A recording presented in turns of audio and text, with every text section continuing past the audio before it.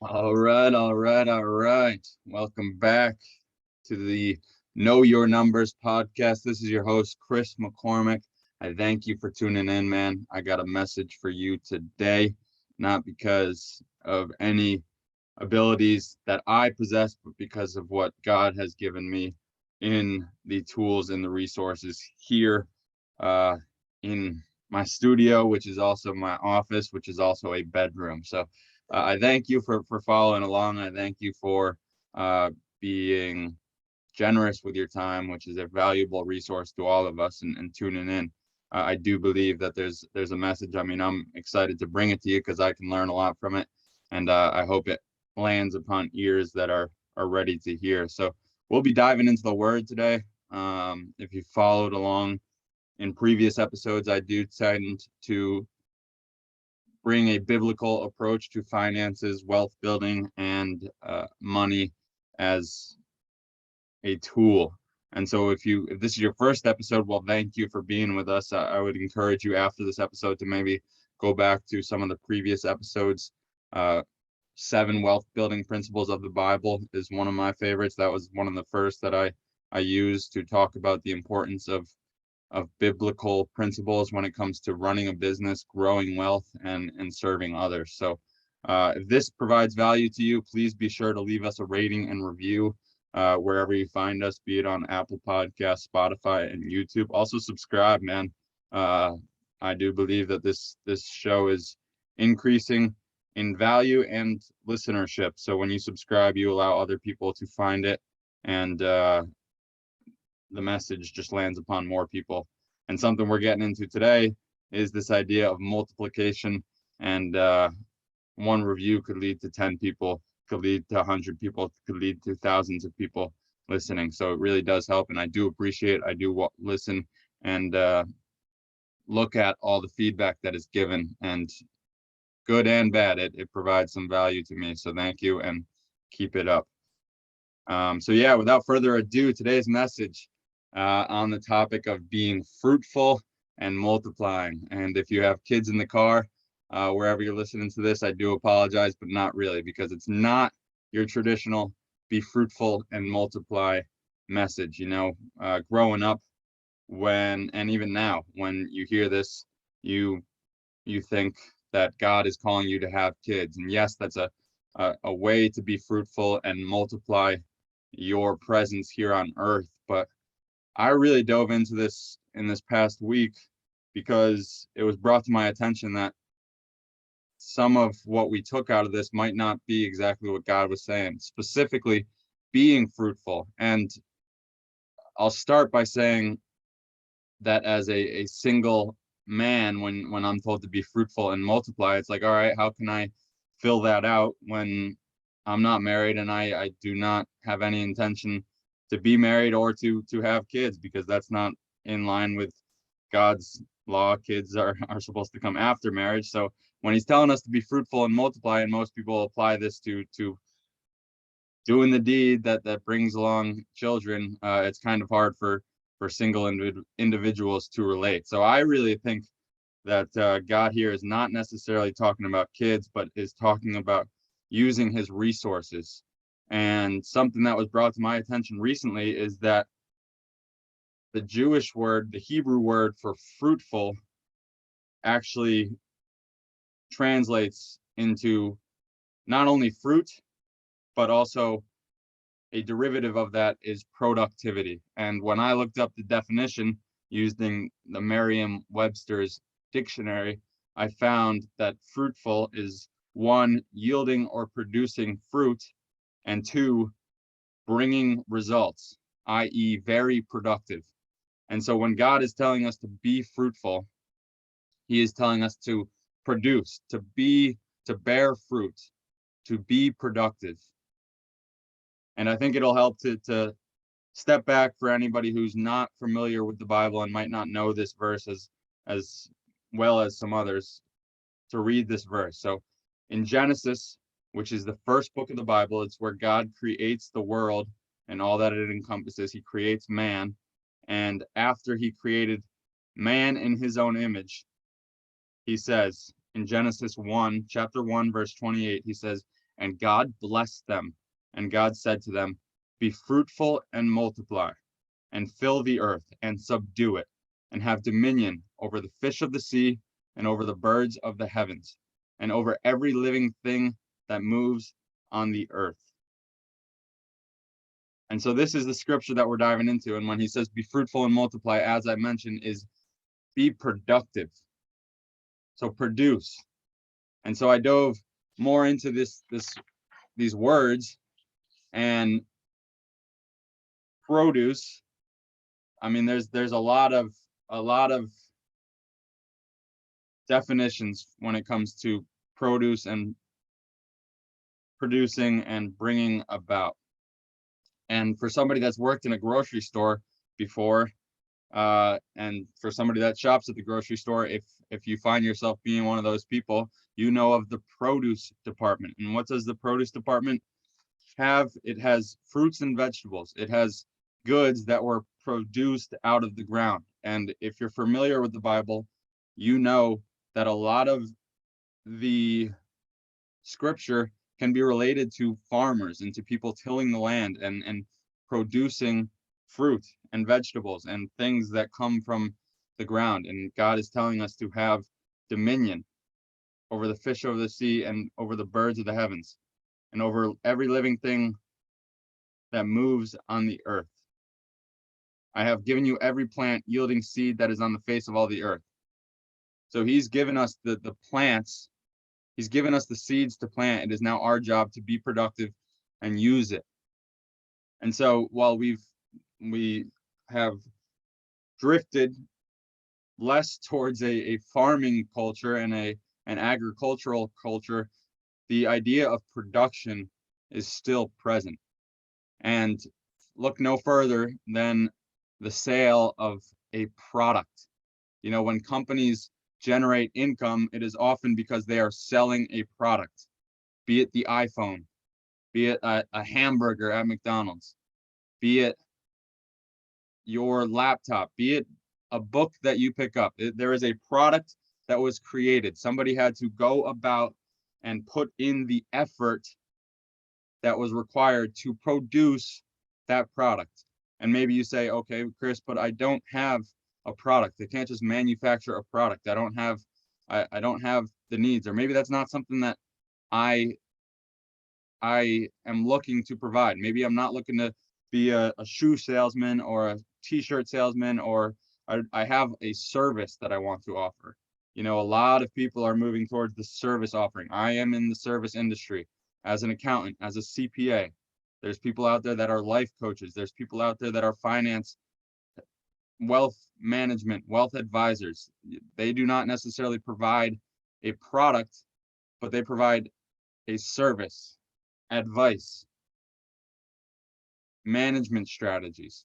And so oftentimes this can, when you're saying that you have to sell a product to be fruitful and multiply, well, I want you to pause there and think, what are you actually providing? And maybe in a way you are providing a product, or there is productivity that has to happen. For me as a CPA, that oftentimes means providing a tax return. So the tax return is the product that I bring to the market. Or maybe if you're in the investment world, you might have a wealth blueprint that comes along. You might have a strategy, a portfolio, a recommended portfolio that you bring to your clients. And in order for you to do that, you need to produce that portfolio. You need to produce that tax return. You need to produce that outline. And so what does that require? It requires effort. And so when you're being fruitful and multiplying, you are bestowing effort into something that will produce that fruit and then will multiply your income. And that is what I think is so beautiful about this, is that we serve a God of multiplication, and it's throughout all of the Bible. I don't have the scriptures right in front of me, but there's many times. I mean, I just finished up Leviticus, and in Leviticus he says, when you have 5, I will give you the strength to conquer 100. And so you reap what you sow. He who sows bountifully will reap bountifully. It's a common theme in that there is a God of multiplication. And no, I'm not telling you that you're going to get rich by surrendering everything to God and that it's that easy. No, because you have to put in the efforts to generate an income and to then multiply it. So you have to be productive first. You have to bring something of value. And then after a certain time period, that will start to multiply. I think of compound interest. I just made a post today about the human financial statement. Small habits over a certain amount of time, an extended period of time, generate big results. It is in the investing world. It is in the fitness world.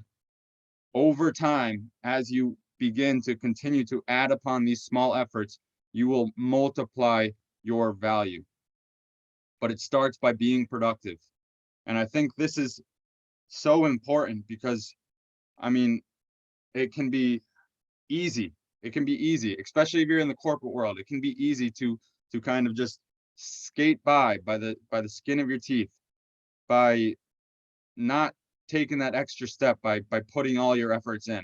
I saw it, man. I fell into it time and time again when I was in the corporate job, is that I'm still going to get a paycheck regardless of the output. If I put in a certain amount of effort, but don't reach it, don't exert myself any higher than that, then I'm still getting my paycheck. Because all you got to do to maintain your corporate job is to produce just enough. And you will find yourself in a position that gets rewarded on a 3-year time basis. You know, every 3 years you'll be up for promotion and maybe you'll get it, but maybe you'll miss it. But regardless, you will, if you stay in that hierarchy, in that structure, it doesn't necessarily matter what you're producing, because ultimately, I don't want to, I do think I'm stepping on some toes and I'm speaking out of my area of expertise a bit, but the point being, if you are in entrepreneurship, if you are in business, if you are in sales of any kind, you have to put in the efforts. You have to be productive, and then you will multiply. And I guess it does relate to corporate world, because if you are in the corporate world, you might not need to be productive, but you won't get those raises and those promotions that your counterparts who are being productive are receiving. So regardless of your position, if you are bearing fruit, if you are being productive, you are increasing the likelihood of you multiplying. So be productive. And I think it's so funny because as I was diving into the idea of production and the definition of product and produce, guess what? Product is the number resulting from multiplication. The end result comes from multiplication. And yes, they all stem from the same word, and it probably goes back to Hebrew. The Hebrew word for fruitful is P''. I take it as Peru. I don't know if that's the right pronunciation. I'm sorry if I step on any toes or pronounced it wrong, but P'', means fruitful. And from that, we get product, we get produce, we get production, we get productive. So first things first, when you are being called to be fruitful and multiply, God is asking you to be productive and multiply your value, your worth, your income. It won't happen right away. Like this is not a get rich quick. This is not, if you do this, you will reap kind of thing. This is not a prosperity gospel. It is taking the word and using the root words of all these to bring out God's promises. Be fruitful and multiply. He says, fill the earth, subdue it. Okay, so part two, subdue it. What does subdue mean? It means to bring under control, to reduce the intensity, to bring into subjection. I read this, man, the earth is intense. Life here is intense. There's chaos, there's troubles, there's sorrows, there's disappointment. So what can you do to bring it under your control? This is where I tend to step away from the corporate world. Because when you are relying on the salary of another person, a business, it's not under your control. And I'm not telling you to quit your job, but I'm telling you to subdue, bring the chaos under your control. So what can you do? Well, you can have income producing assets. You can have a diverse portfolio. You can have a side hustle. And honestly, that's a good place to start. Generate a side hustle so you can have more than one income stream. So if you're in a position where you lose your job, or where they fire you, or you quit, or whatever it might be, you have another source of income that you can rely on. And right now, more than ever, I think it's important because people are losing their jobs. There is uncertainty in the economy. I talk about inflation.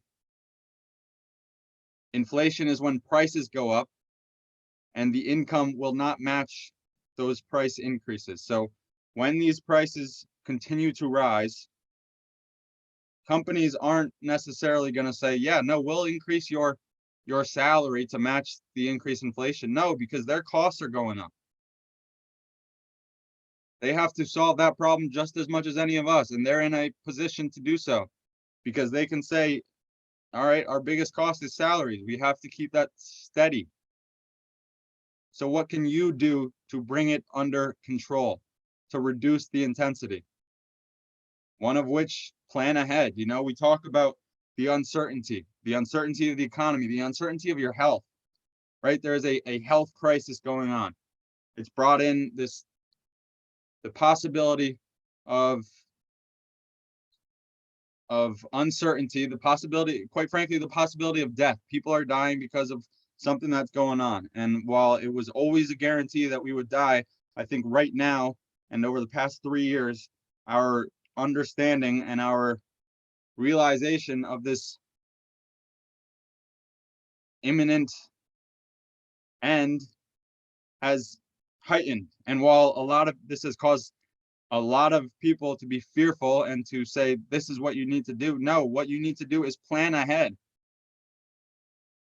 Bring it under control. So invest in insurance, invest in an emergency fund,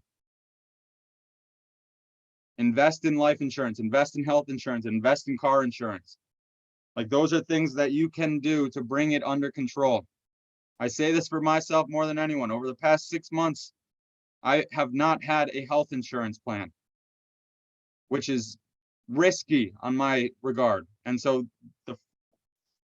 the thing that I'm looking to now is health insurance, which is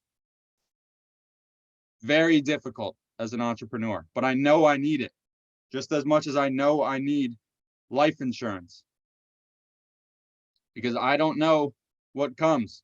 I don't know what chaos might ensue, but I can bring it under control. So subdue it. Put yourself in a position to deal with hardship. Bring into subjection. I looked up subject. Bring under subjection. Bring into subjection. Subject is a person under the authority of another.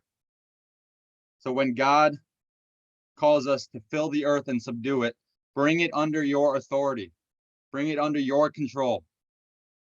I think there's a lot of people out there that are relying on the government to bestow upon us an authority that will control everything. But here's the thing, news flash. It is not the government's job, and quite frankly, they do not care. They will do what is in their best interest, which is increase your costs so they can pay off the debt that they've incurred. They're looking to bring us into subjection. I mean, I don't want to go off on a tangent, but if you're relying on your government to bestow upon the right decisions in your life, to make the decisions that are right for you, I ask you to double check yourself, because all you need to do is look to the past to realize that they have put us in a position to where we are, not in the pandemic, but financially. We are in debt up to our ears, probably further than that, up to our eyeballs, up to our head, up to our hair. Like, we're up here, man. We are drowning in debt as a nation. So don't rely on the government. Subdue the earth, bring it under your control. Another definition of subject is conquer. Conquer the uncertainty. Put yourself in a position to deal with it. I think of this as do difficult things. Not right away. Put yourself in a position to conquer difficult things. I ran an Ironman last year, but the Ironman journey started 3 years prior to that, when I started to take control of my health, when I started to wake up early, when I started to instill positive habits. Not because I wanted to, but because I knew that it would put in my life disciplines that would put me in a position to deal with things. And then when the pandemic hit, I was like, okay, like that's no big deal. I'm healthy, one, but two, I also know that I can deal with uncertainty. I can deal with chaos. I can deal with stress, because I've done this over the past 2 years, 3 years. Before that, I can tell you, I probably wouldn't have been able to. I was looking for headlines. I was looking to the media outlets. I was looking to the government to solve my problems, to give me something to relate to.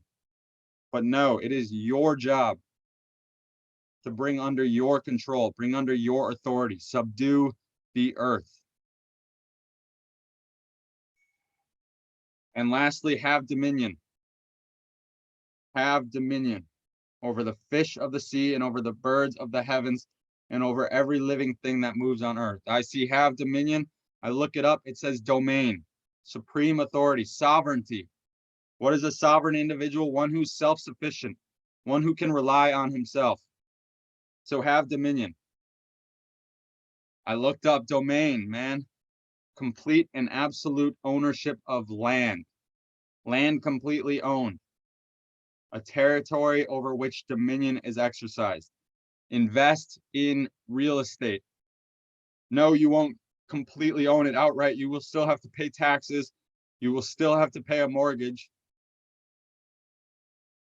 But at some point, you will own part of it. Invest in hard assets, real assets, property, land, storage units, stuff that is real, a domain that you can say, that is mine.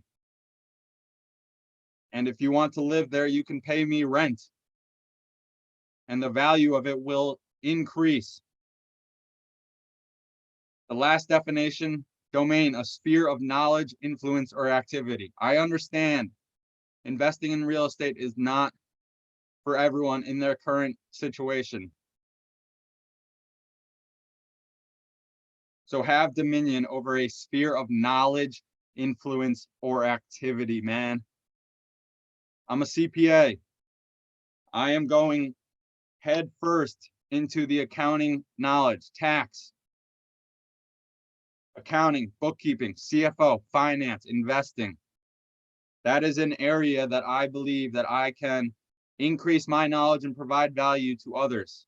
I will have dominion over that area. That will be my domain. It doesn't have to be for you. If it is, I encourage that too. Link up with me. Let's talk. But if it's not, find something that is. Start reading. Start acquiring knowledge. There are people in positions that you are in doing more than you are doing because they have opened their minds to the possibility and they seek out the knowledge. So what is your domain? What knowledge do you have that not everyone has? that you can use to be fruitful and multiply. I'm telling you, you would be shocked at how many people need your knowledge. For me, it's numbers. For you, it might be coding. Man, there are so many data analysts out there. I know of them who know how to code far greater than I could ever imagine. And you're doing it, yes, for a good company or a good organization, but start bringing into subjection the uncertainty of the world. Go off on your own a little bit. Start a side hustle. Teach people how to code. Teach people. Use their data. Analyze it. Put it into an organized format for them. Provide that value to them. Maybe you're good at speaking. How can you use your gift, your area of expertise to provide value to others, to be productive and multiply the value? It could be anything, man. You can provide anything, but there is something that you have been given, a gift, quite frankly. The Bible talks about spiritual gifts. There are certain talents and abilities that you have that not everyone has. You do not need to be the greatest to go out and do it. I am not the greatest tax accountant. I will be there one day. I will continue to study so I can increase my knowledge and increase my value and my worth to others. But when I started this, I did not know everything there is, and I still don't. But that's why I'm seeking out knowledge. That's why I'm going to conferences. That's why I'm reading constantly on finance, investing, tax, real estate. And by no means am I anywhere near where I need to be.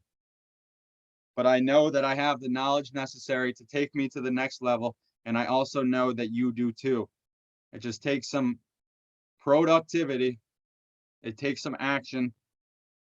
It takes some subjection, dominion, and multiplication, man. So in closing, God tells us to be fruitful and multiply. And while many of us hear this and say, okay, let's go have babies, that's not what he's asking. He's asking us to be fruitful, to create results, be productive, multiply, grow, compound, man. Compound interest, it's everywhere. It's not just in the markets. It's easy to see in the markets because they track it. But I'm telling you, when you make small habits and start to do them daily, each and every day, you do it.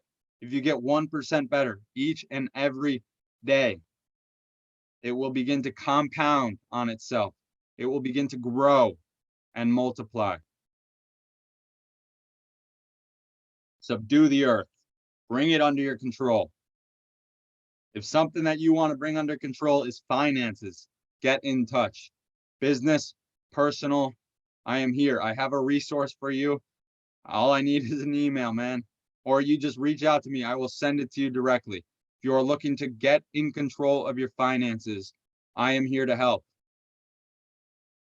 And if it's not me, there are many others. People are willing to serve, but you might have to seek them out. And as a matter of fact, you do. Just like if there's an area of expertise that you're interested in, you have to seek out the knowledge that will increase your abilities. Reduce the intensity. This world is chaotic. It's uncertain. What can you do to reduce the intensity? Maybe it's starting a side hustle. Maybe it's getting your health in check. Maybe it's putting money away, storing up, investing in insurance, reduce the intensity, subdue the earth. Make use of the resources. Money is a resource. Money is not evil.